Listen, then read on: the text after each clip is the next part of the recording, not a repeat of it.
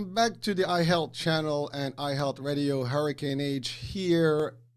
A new Saturday, a new guest, a new show. I promised something different today. And we're in the Fit and Fab channel today, specifically with a unique individual who actually I love his content personally, and I discovered his way of doing things on TikTok, which is odd, as it sounds, but TikTok is the becoming thing these days. But as I looked into him, there's so much stuff about this dude, and hailing all the way from Quebec, oh Quebec. Yeah, no, very nicely done. I said it right. Okay, all right. Yeah. I have Shawn Mozen with me, and he is actually an authority in Canada, and he'll tell us what that authority is. He was one of the first ones, if not the one, who started kettlebell training, instruction, certifications, all that stuff. Now, I'm not going to do all the definition and all the intro about Shawn because there's nobody that can do Shawn better than Shawn. So Shawn, welcome to the show. Welcome to the radio, to the channel. And, for the viewers, introduce yourself to us. Tell us about who is Shawn and, his history and his story. Well, first, thank you very much for the lovely intro and also for having me on. And yeah, you touched on it. I actually was the first instructor here in Canada to introduce kettlebells. And so whenever I say that, people say, well, what does that mean? So, well, try to imagine long time ago in the past when you couldn't walk into a store and find kettlebells everywhere, right? When I started, there were no kettlebells for sale in Canada. There were no instructional DVDs and no workbooks and no courses, no seminars, no nothing. There was nothing. So I was the first one to manufacture kettlebells, to sell them here, to give seminars from coast to coast, to create instructional DVDs. Back then we had DVDs, not everything wasn't online, the first workbook, the first instructor cert, all of that stuff. And in fact, in North America, I had the third kettlebell instructor certification that anyone could take. So it predates almost all of the other ones that you've heard about. So I had the third, and because of the success of my students and because of how well known they became for the quality of what they do, I ended up being asked to go around the world and teach in other countries. So not only did I, have the distinction and the pleasure to be able to introduce it here in Canada, but also I've taught everywhere. So as far as New Zealand and Hong Kong and Singapore, in fact, before all this craziness began with COVID, I was days away from another tour in Asia. I was about to leave. I was 3 days away from leaving. I had dates in mainland China. I had Hong Kong and Singapore. So I was supposed to go give seminars all there. So, all kinds of craziness and life is interruptus, as we like to call it. But yeah, so that's my basic, a lot of people know me for that, for the kettlebells, and also through my company, Agatsu, we give other, instructor certs and continuing education for personal trainers. So everything from clubs, mace, mobility courses, all kinds of stuff like that. And my previous background, we'll say, since I'm a kid, is martial arts. So we have that we have this in common. I started training when I was 7 years old. And that's kind of how I found kettlebells and how I found the fitness stuff, because of course, as a martial artist, while you're training, there's such a physical component to it. You're always looking for ways to get in the best shape that you can. And if you teach martial arts, you're always looking for ways that you can teach and train and kind of optimize your time and your students' time and help them get in shape for the rigors of what you're doing. And so everything kind of, gelled together and, worked really well with the kettlebell and the way I approach body weight training and different things like that. So yeah, so this is, what basically I'm most known for. And in terms of the martial arts, I was fortunate that I got involved since I was, a kid, so young. And then I got involved in doing things like I was the color commentator for TKO MMA, which was the biggest, MMA event here in Canada. I did like 12 shows for them where I called fights. And that's where George St. Pierre and Patrick Cote and all these awesome guys came out of. So I've always kind of bounced back and forth and been in both worlds, the martial arts and the fitness world. Well, they're tied in, as you said. I mean, there's no such thing as a martial artist with no fitness and endurance. Yeah, well, they're just not particularly good. but yeah, you know. Again, but I mean, eventually you get tired, you get older, whatever. But when Yeah. the outside of everybody, you have to. But you know what? I once had a teacher, and I remember I was staying at his house, and the next day we were doing a seminar, and so a few of the guys were staying over to his place, and we had to get up at some ungodly hour. It was going to have us fight with knives in the dark in the woods or some crazy shit we were doing. So honestly, I think it was like 4 in the morning. I got up. And I get up, his wife's already in the kitchen. She's making coffee. She looks at me, she's like, coffee? And I'm like, yes, please, all the coffee, you know? And just then I turn my head. My instructor's in the 60s at this point. I look and I see him coming from out of the darkness. He was in the backyard, steam coming off of his head. He's taking his earphones out. He's in a tracksuit, and he's just dripping with sweat. And I look at him. It's like 4 in the morning. I look at him. I go, what are you doing? And he goes, oh, well, I have to teach you all day. So this is the only time I have to train. Wow. So I'm like, determination. but that's the thing. And so for, some martial artists, we talk about self-defense, we talk about all these things. One of the things, if you're really interested in self-defense and longevity and keeping yourself around, protecting yourself, you protect yourself by staying in shape. So the two are like this. To me, if you see, look, it's not to say a trainer can't gain a few pounds. Of course, everybody goes up and down, but you have to be actively involved in helping your health. And that's part of self-defense training too. So part of self-defense is not just, I learn a technique if a guy grabs me in a headlock, but part of self-defense training is I don't abuse my body. I say I'm trying to defend it from other people, but some people, they're the worst at attacking themselves, So yeah, so it's together. You can't separate the two of them, Exactly. And again, I say the same thing. I mean, you have to keep up. And it's also good for your health. I mean, the overall balance, everything. I mean, yeah, of course. Stamina, you have to keep your cardio, you have to keep your breathing. And you're right. I mean, we do get a little moment, moment of tired. You get tired a little bit. You just let go for a minute, but then you can't. It's like you're attached to it. It's DNA goes in. You plug the button back and you're on. So Shawn, you started in karate, right? I think that's the art. I started when I was really, really little. When I was like 7 years old, the first martial art I ever tried was judo. So I started with judo, for a bit when I was a little kid. And then, I got interested in karate. I had a friend who was taking it. He's like, man, you should totally check this out. I was like, okay. And I did karate for a long time. And fortunately, the karate teacher that I had, it was traditional karate. And, he was quite good at it. And he had a background he was a police officer, and his father also was a wrestler. So there, and he also had done boxing. So he had a nice eclectic mix, which kind of, even though I was learning karate with him, we were always doing some wrestling. We were always doing some other things. So yeah, and I did that for quite a while. So I also read that you also have certification in yoga, I think. Is that? Yeah, it's part of, always trying like I always tell people sometimes a teacher, but always a student. So I've done many different things and studied with many different people.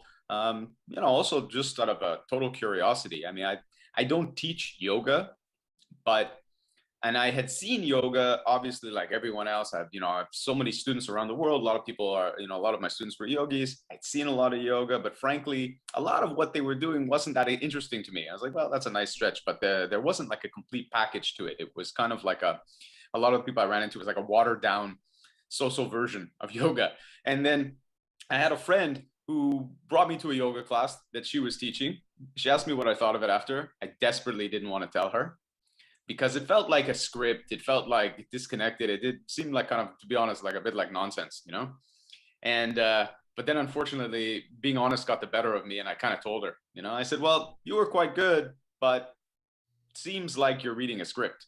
And she's like, well, it is kind of scripted. And I go, yeah, but the script doesn't fit everybody in the class, right?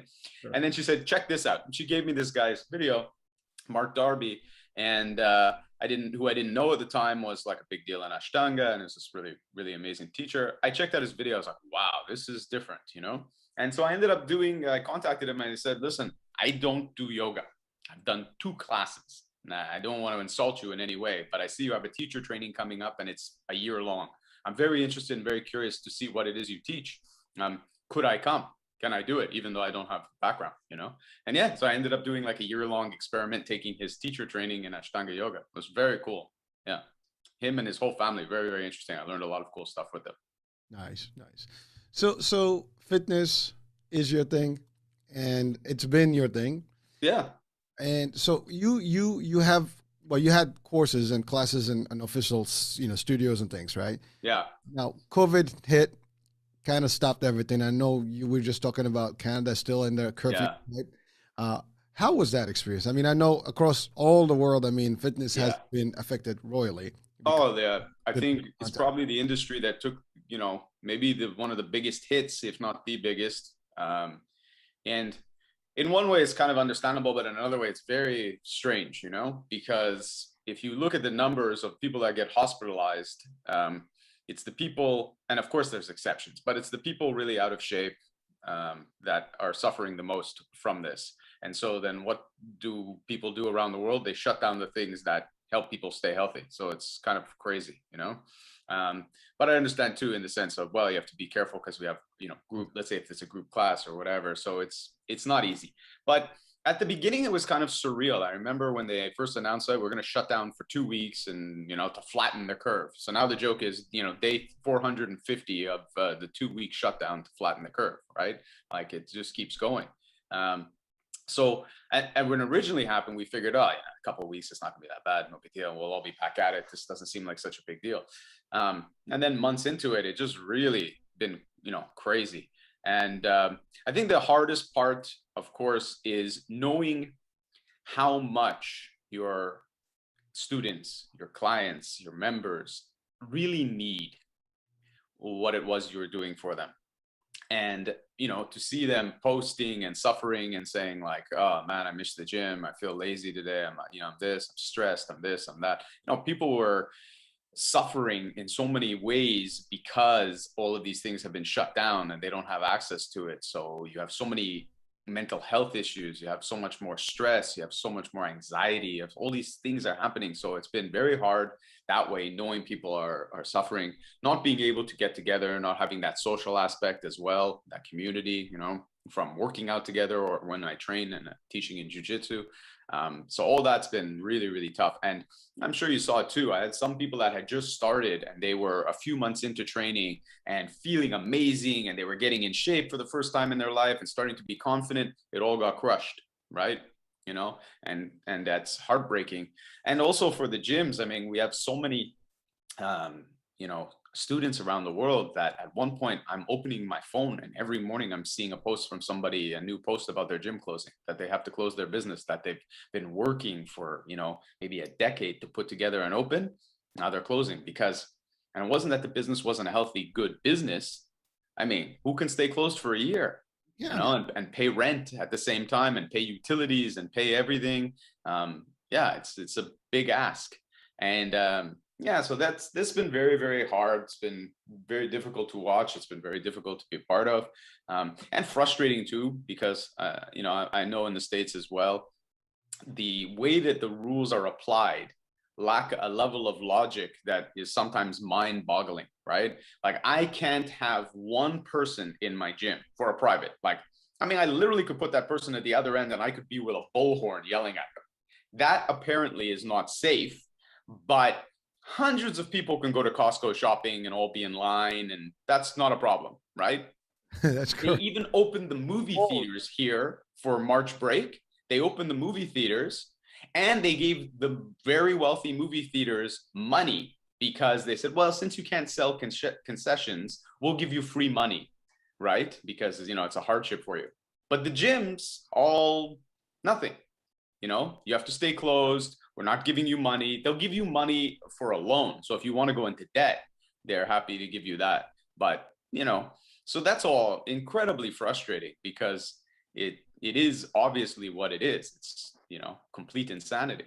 well, it is, and in the States, actually, we have. I mean, they have opened up, to the gyms. I mean, they allowed the gyms to go back at minimum capacity, Yeah. and you have to have a mask and stuff. But a lot of the common things in gyms, and some gyms have steam rooms and this and that. That's Yeah. all gone.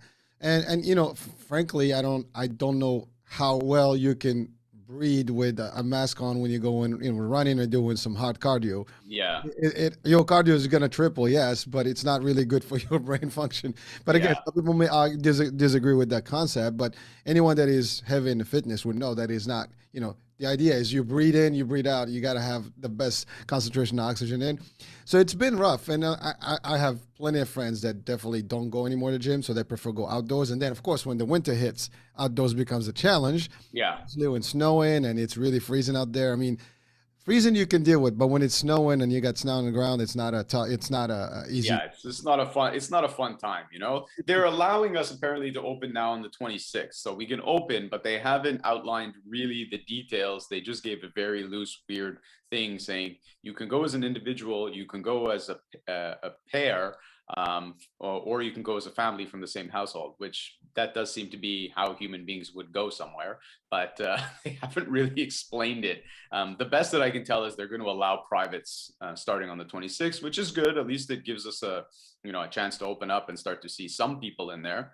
So that will be good. No idea when we can resume kind of martial arts training. I know there was a group here that was kind of fighting and lobbying for the same thing, to open up and be allowed, because you could do, let's say, kickboxing and have people in stations, and if you can spread them out enough, they should be able, even without the mask on, just be in your station, work on the bag, and then wipe everything down, clean it all up. Should be able to do that.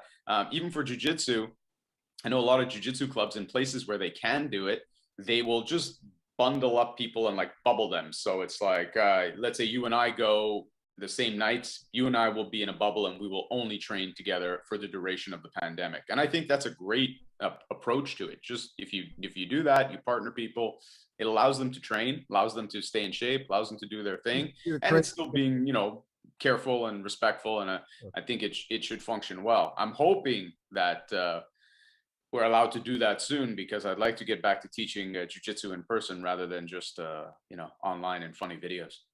So speaking of jujitsu, Yeah. first of all, before we go there, I mean, you're right. It's been a very rough one for fitness, martial arts. I mean, anything that is contact and sports technically has been. Yeah. Look, even the major sports, they eventually got them going, and it took a while. I mean, we're talking about football, baseball. Yes. I mean, baseball is not, but basketball, but certainly everything is coming on, but it's a lower pace and with very very uh, super too many restrictions, if you want to call it that, right? Yeah. Um, but so you mentioned jujitsu. Yeah. Now, are we talking traditional jujitsu or BJJ? Because Talking about, yeah, Brazilian jiu-jitsu. okay, so okay, Yeah. and then there's the reason I asked the difference, because I mean, the traditional jujitsu is really, close quarters, self defense, combat training. Yeah. Uh, Brazilian jiu-jitsu is more of a judo, grappling, concept. I mean, again, there's more to it. Obviously, I'm simplifying, Yeah. just to differentiate. I mean, in traditional jiu-jitsu is weaponry. In Brazilian jiu-jitsu is all, about ground wrestling, grappling, and doing stuff. Obviously, with a higher level of expertise and detail there. And it's funny because I see your TikToks, Yeah. and a lot of your techniques are just that, and I enjoy those things. By the way, if you're watching or listening, check out his TikTok. I mean, they're the funniest. They're good stuff, good techniques, but it's done in the funny. And it's also good advice and really life-saving stuff. I mean, some of the tips that Shawn would state in those TikToks are really lifesavers, and you can literally use one of those to get out of situations, hopefully, that you never have to be in. But part of martial arts, again, self-defense is that. So Mhm. jujitsu, Yeah. you long to it. You want to go back. We all want to do Yeah. stuff that we use. Oh yeah, I can't wait. I mean, it's fun, just making clips and trying to teach a bit online and still being able to continue that and share it. But yeah, I want to be, back with my students and back in a room actually teaching people and doing this for real with everyone. And it's one of those activities that, man, it's just so not COVID friendly. So I don't know when. Everybody's always messaging me and asking me. I don't know when. I don't know when. And yeah, you need to have that contact, because I mean, the thing that makes jiu-jitsu so great is that it's done with a partner. It's done with a partner so that you learn timing, you learn distance management, you learn to overcome someone actually resisting you. It's not a theoretical thing. A lot of different martial arts are really interesting and they're really beautiful, but it's a lot of theory. It's a lot of, well, maybe if so-and-so does this, this and this might work.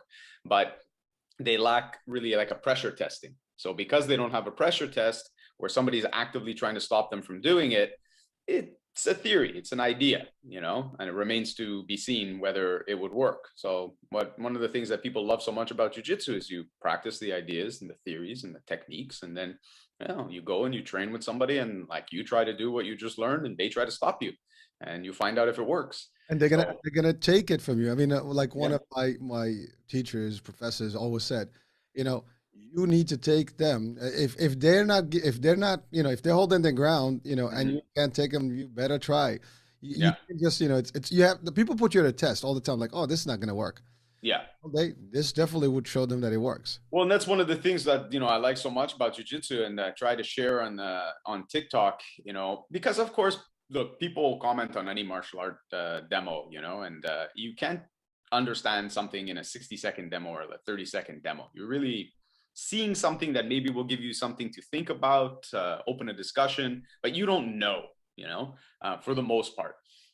And people were like, well, this wouldn't work because this could happen and this could happen and this could happen. And it's like, look, the great thing about jiu-jitsu is it's never shied away from asking and answering those questions. So if you don't think it would work, come try it. Like guys will say, oh, that would never work. A person's mounted on top of me, I would just punch them in the ribs. And it's like, well, that's not getting anybody off because your arm is hitting the floor. You have no power from that position. And the person can unload, 50 punches on your face while you're trying to tickle their ribs. The same thing, they say, oh, I would grab his balls.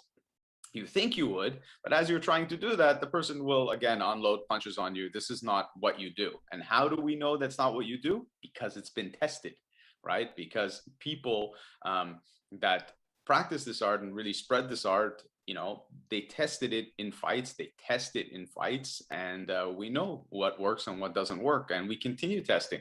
So that's what makes it so exciting and so fun, is that it's actually useful.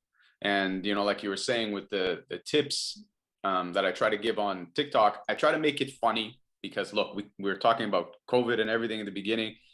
People can use a laugh these days. Yes. You really could use a good laugh and to just, try and relax. Everyone is so stressed out.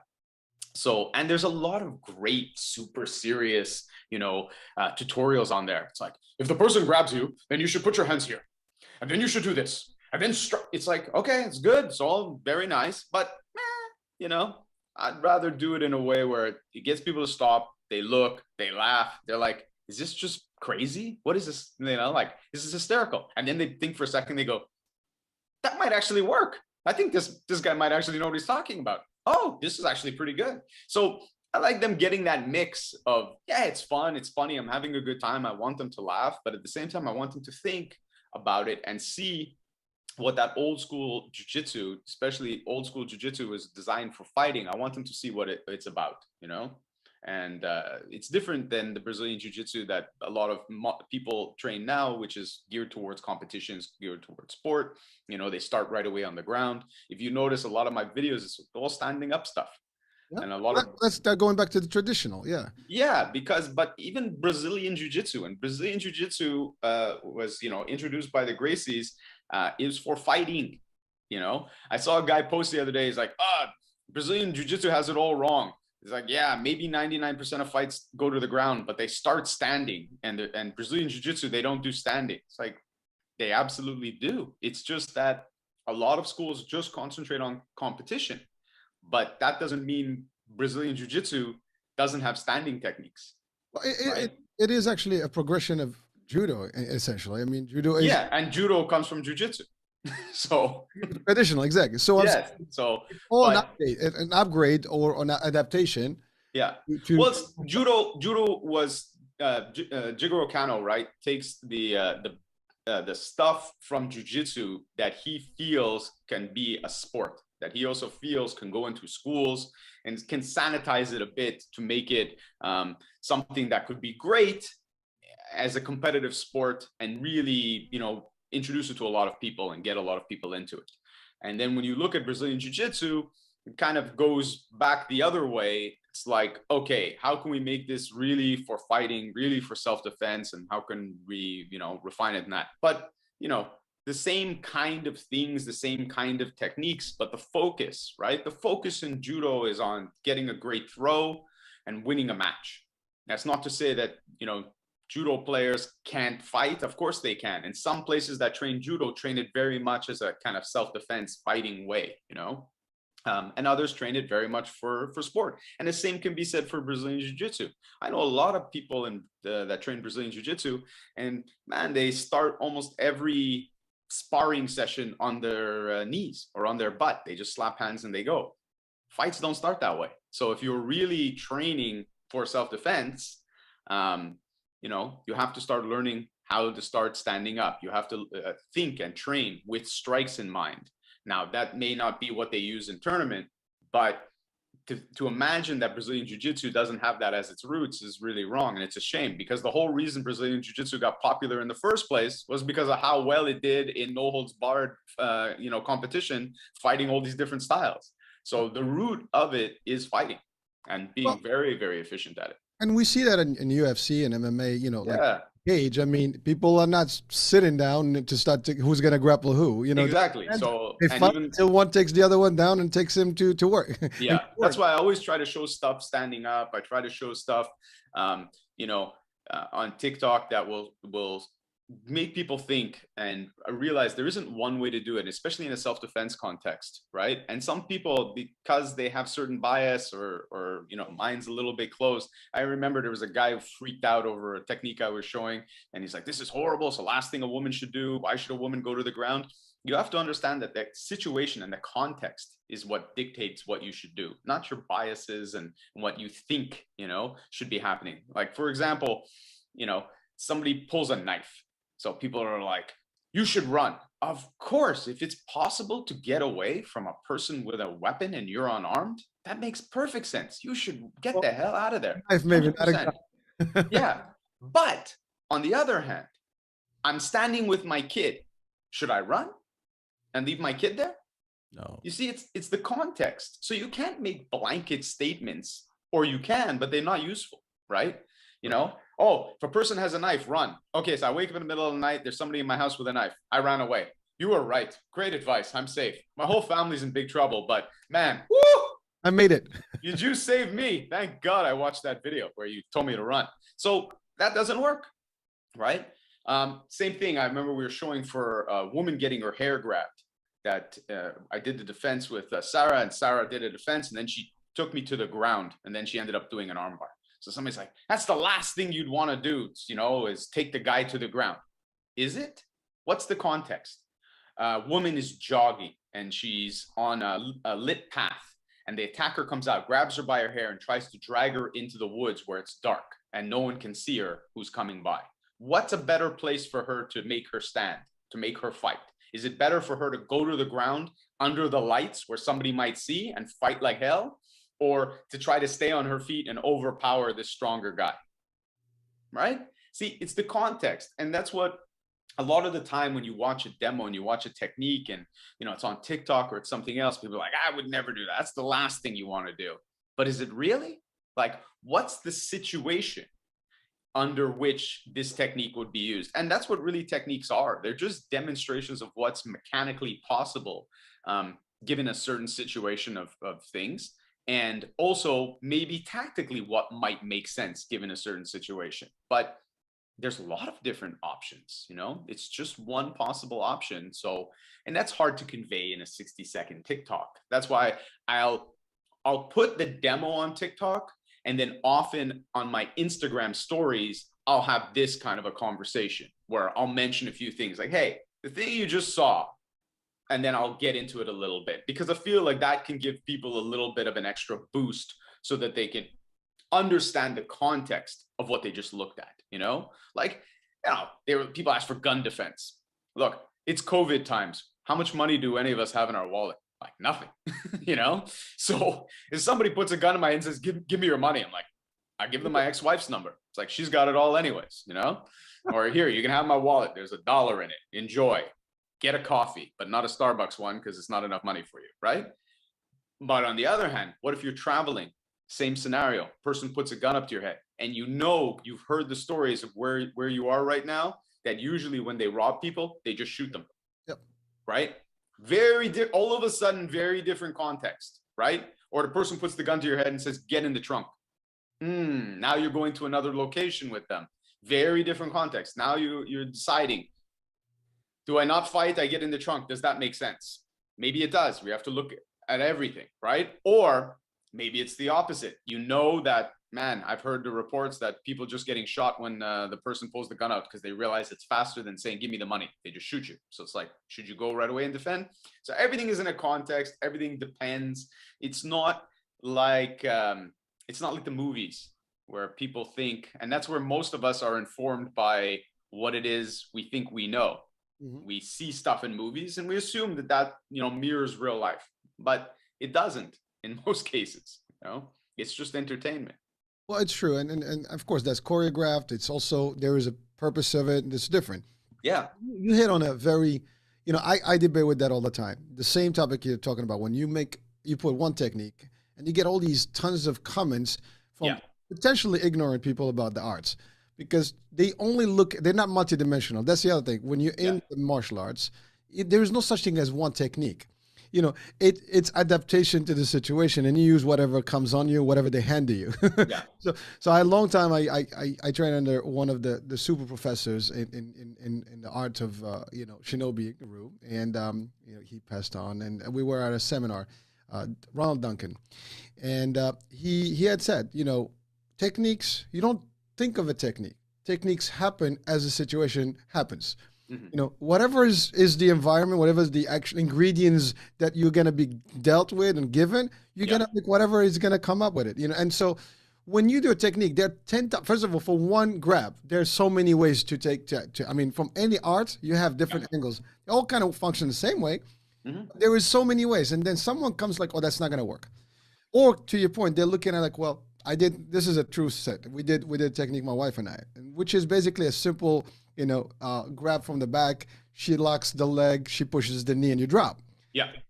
She had so many critics on that one. It wasn't even funny. I got pissed. I'm like, folks, that technique works. If you don't believe in it, try it on somebody. Yeah.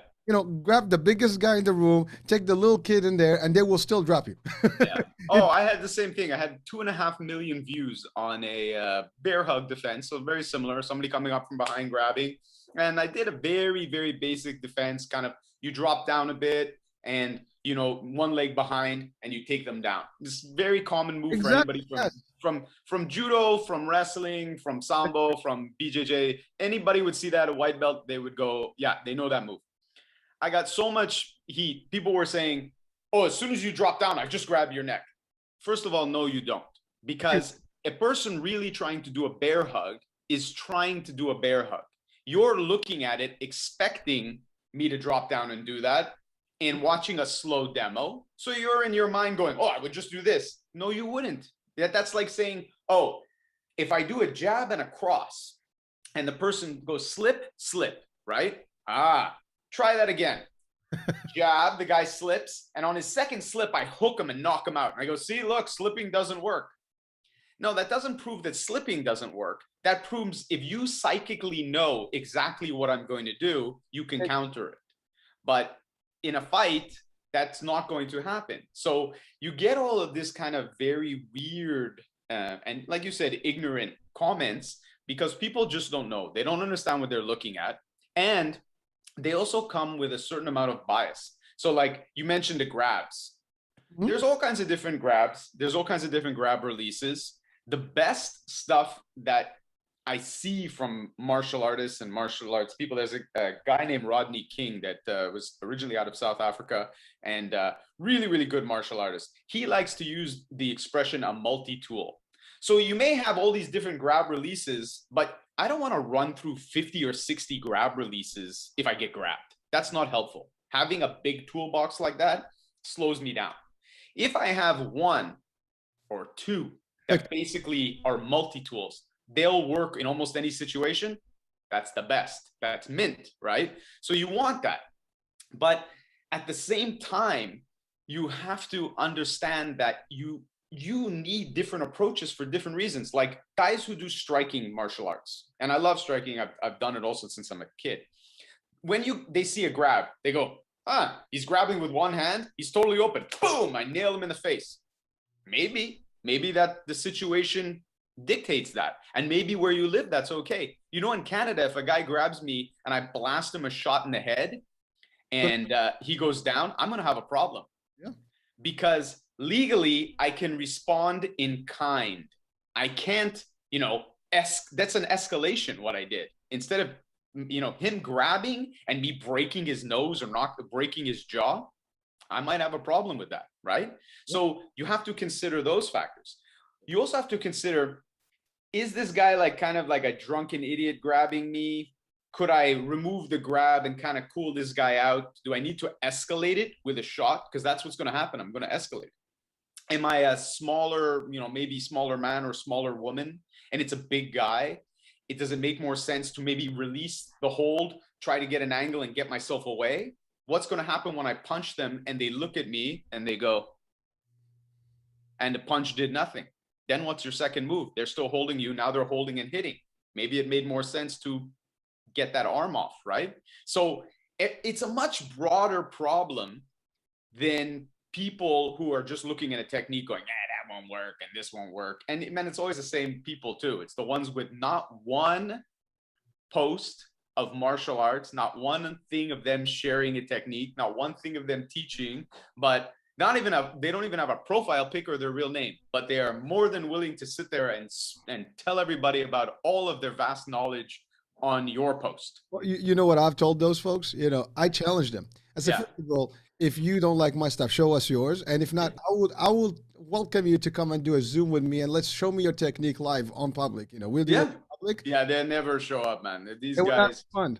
No, they love to kind of talk and say what's wrong, this is wrong, that's wrong, but they're not contributing anything to anyone. They're not trying to be helpful for anyone. They just kind of trolling, that's the downside to social media. The upside, it's really nice. I love when I post and if a post gets a lot of attention and people are like, man, I never thought of that, that's really cool. Or I've had lately a lot of people, they'll write, what is this? And I saw this Brazilian jiu-jitsu, and that's almost always what I'm showing on my account.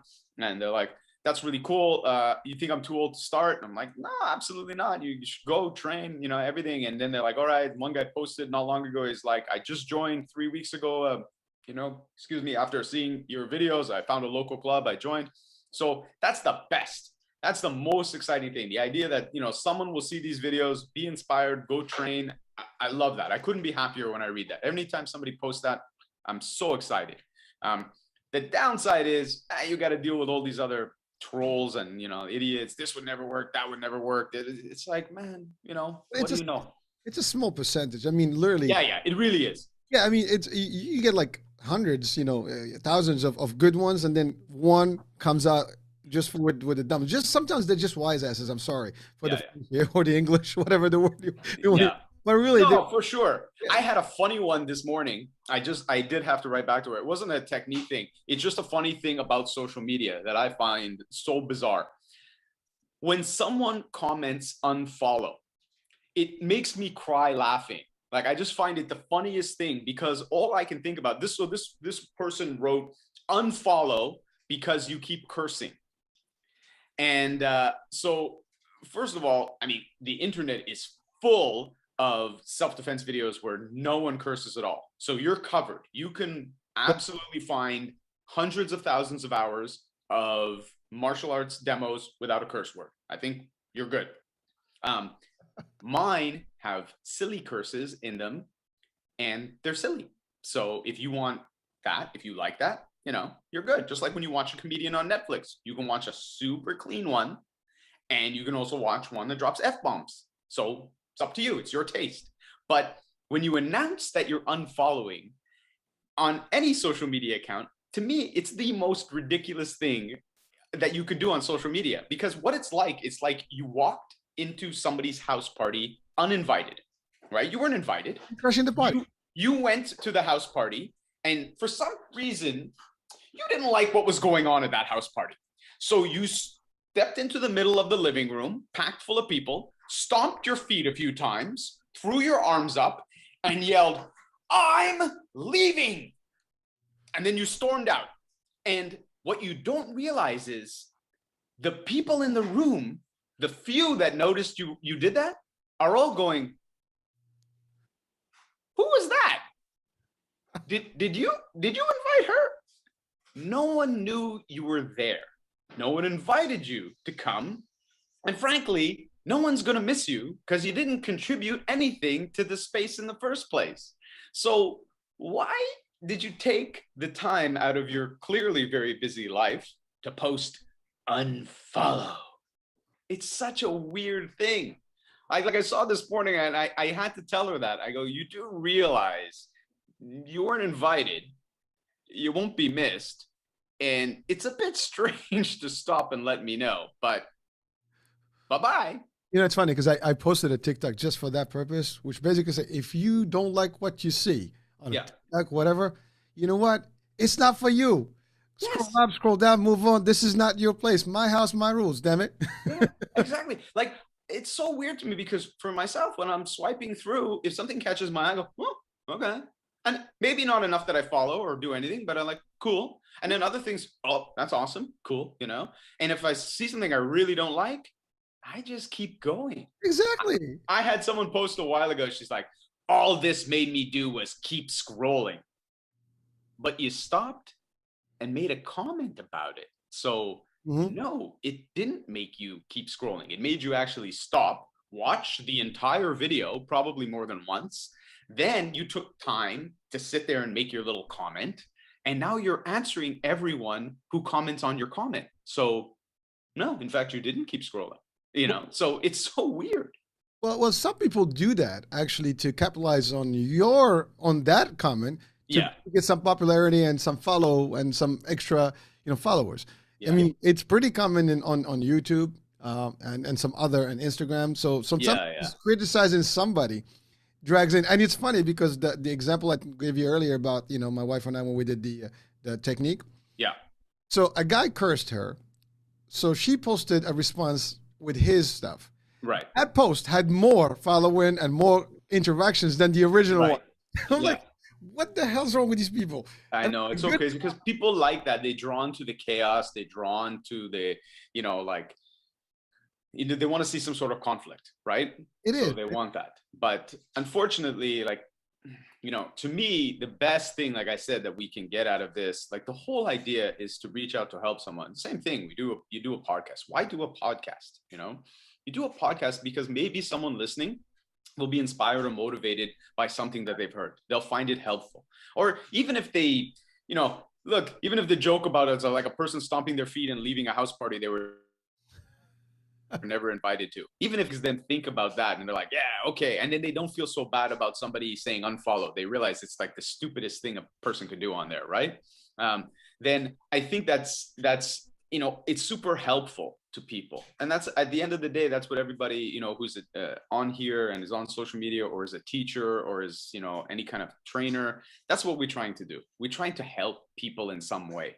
And, the goal is to do that in as many ways as possible. So you reach people on a podcast, you put a silly video on a TikTok, I throw something on Instagram, I give a seminar, I go to my gym and I teach. It's all the same thing, just slightly different venues, but I'm always trying to do the same thing. But you know what the key concept that you just mentioned here is you doing something for people to help them. The way you see, people are not helping anyone. They're not helping themselves. All they're doing is watching who they can criticize out there. You know, at least I'm doing something, you're doing something, and a lot of people are doing good things, and it's for good purposes. Is to enlighten, inspire, motivate, educate, whatever. But some people have nothing to offer other than just negativity, negative vibes, critics, and that's it. They're shallow. That's how I see them. And unfortunately, there's plenty of those out there. But I do believe there's much more many folks that are good and positive, and they're bringing some good value out to this world. So 100%. And I think for people, that are putting stuff together right now, and anybody's filming something and putting something online, just post your stuff and create your stuff with the idea in mind. How can I be of service? Right? Don't worry about the numbers. Don't worry about if it kicks off. Don't worry about any of that stuff. If you have something interesting that you want to say and you think it's helpful to people, then post it. If it does well, cool. If it doesn't do well, whatever. It doesn't matter. Too many people are chasing big numbers, big accounts, big this, big that.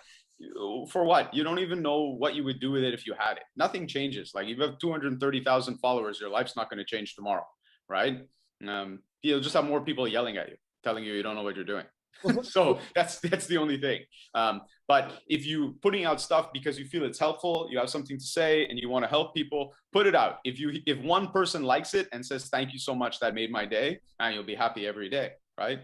You know, my TikTok grew to like 230,000 people in a very short amount of time, in a matter of weeks, and you know, that's great, but the actual best part of that is just getting really good messages from people saying, I just wanted to say hi. I just wanted to tell you, you know, I've always wanted to learn self-defense, but I've been intimidated. I've been scared to do it. I had some bad things happen in my life before, and I never went to train, you know, because I'm so nervous.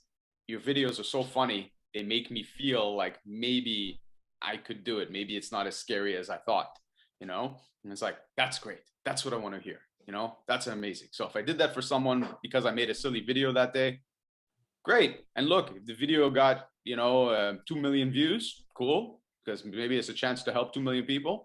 If the video got 10 views, but that person was one of the 10, it's a good job, successful, right?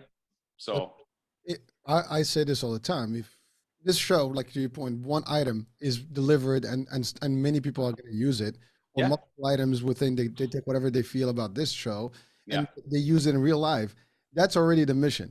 That's already a success. And to your point, if you reach out the more, and if each one of those take one item from your shows and TikToks and programming, you're already a success, and they are successful. And that's yeah, really the purpose. But again, that's because you intend to help and yeah. assist, deliver good stuff. People, are going to see that, and there's a lot of people out there. There are a lot of folks that will actually enjoy the stuff. Listen, I enjoy your stuff. Thanks. I appreciate it. By the way, I do, before we close the show, I want Yeah. you to do a little one of your impressions, because they're like unique, with the face, the look, the sound, and you can do whatever it's okay. We're not gonna believe. Well, you know how I always start them off. Well, not always, but a lot of the time, you know, when somebody's in a bad situation, I used to, years ago, I had a teacher, when you would ask something to this guy, you'd say like, what do you do if the person, you know, has you, they came up behind you and they already caught you like this? And he'd go, well, you done fucked up now. You know, and that's what, you know, always thinking about is like, he's like, you already screwed up so bad, but okay, here's how you get out of it, you know? So it's always fun when we do that. And the same thing when, you know, at the beginning of the videos, I like to call the attacker, or I call myself by some horrible name like Twat Waffle or whatever, you know, because again, I know it's scary stuff. I'm talking about somebody strangling you, right? This is like the worst thing you can think of at that, you know, during your day, is this horrible thing happening. But instead of thinking of the scariest person in the world and, oh my God, training this is so scary, just think some twat waffle's got you down on the ground and he's grabbing you by the neck and he's doing this. Do you know what to do? And it's like, shit, I don't know what to do. If I get attacked by a twat waffle, I've got no idea what to do. I better watch this video. Shawn's going to tell me how to defend against twat waffles, ass badgers, against all these different kinds of horrible, horrible people out there. So people should watch, and then they'll find out. That's exactly the show, and I remember on TikTok. So check it out. What is the actual? The TikTok is my name, so it's Shawn, SHAWN, and then Mozen, MOZEN. And same thing on Instagram. You can find me. And I always tell people, I said, look, if you really want to see as much stuff as possible, yeah, follow me on TikTok, but also follow my Instagram for the Instagram stories. So you'll get to see a little bit of extra footage, a little bit more like, you know, detail and concept and stuff like that. Also in my stories, I put some training stuff and things like that. You know, TikTok, you get 60 seconds to do a quick demo. That's it. So I can put a little bit more content. And then I also have a members area for anyone that is really serious about learning these techniques, because TikTok is the demo. So is Instagram. And even with stories, it doesn't stay up. So on Instagram stories, it doesn't stay up. So what I do is, if you click the link on any of my profiles, you'll see a button for like the full length tutorials. And for $9 a month, I made it as cheap as, you know, as it can be. So it's accessible to everyone. I have full length tutorials in my members section. So if I'm showing like a hair grab defense, or what to do if a guy's, you know, grabs you and he's trying to pick you up and drag you away, I'll put up like an 11-minute video. showing and breaking down, just like what we were talking about. Like, okay, in this situation, it makes sense to go to the ground and stay where you are because it's bad to go with that person. Or in this sense, it makes sense to strike. It makes sense to do this. So there's a context because I have the time to break it down and to really break the techniques down. So anybody who's following in any of my social media accounts, click into the profile link, and then you will see all of that awesome stuff. All right, thanks, Shawn. I put the description of your site. Right. That's So I also have agatsu.com. So for all the fitness stuff, instructor certifications, we're still doing them online. We're going to start looking for dates and locations and places that are open. So we will start the seminars in person again. And before COVID hit, normally what we did, we also did these like 5-day retreats, 7-day retreats somewhere in the world with a bunch of awesome instructors. We're going to start all that stuff again. Like we said at the beginning, have to stay positive. So we're already making plans for all of these things to be back live and available for everyone. So check it out. Well, definitely. So Shawn Mozen, folks, great stuff, great content. Check out all his social media as well as his site. Great. Thank you for coming on the show. Thank you for some real cool advice and really just simple stuff that actually makes sense. And look forward to maybe another session. Eventually we can do some more. Maybe we'll do a live one when everything reopens. You never know. Awesome, man. Thank you so much. My pleasure. Yeah, thank you. Yeah, thank you. Folks, thank you for watching this particular show and listening on the radio. And we'll be talking next week for, again, another show, new guest, more content, more good stuff. Hurricane H here, and we'll talk soon. Ciao, ciao.